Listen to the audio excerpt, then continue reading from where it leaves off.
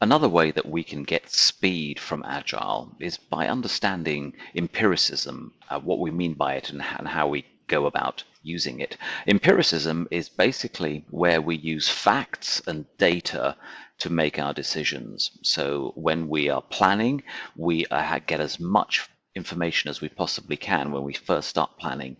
Then when we continuously replan, we are doing that because we are gathering data.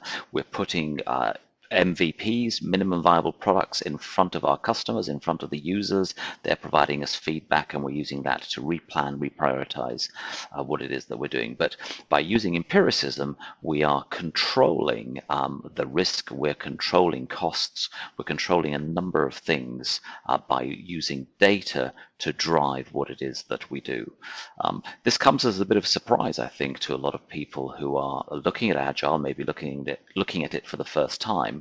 They think that it's all very woolly and very sort of open-ended, but in fact, Agilists really love data, they love metrics, and they want to know what's going on so that they can improve, so that they can adapt, so that they can make things better. In fact, the Scrum Guide talks about empiricism.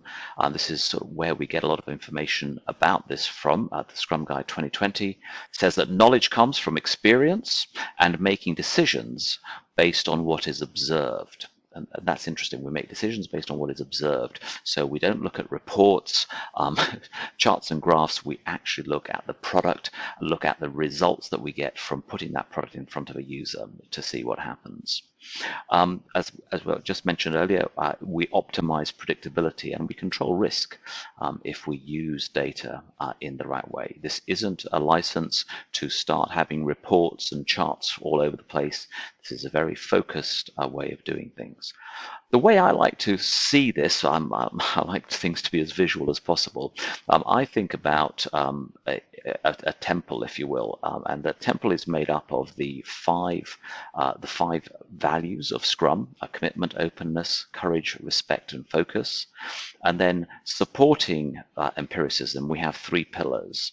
We have the pillar of transparency, we have the pillar of inspection, and we have the pillar of adaptation. And those three things together make up empiricism, or they drive that.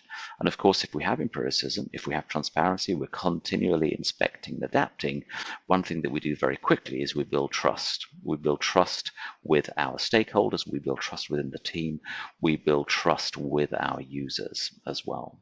So another way of getting speed out of Agile is by focusing on empiricism.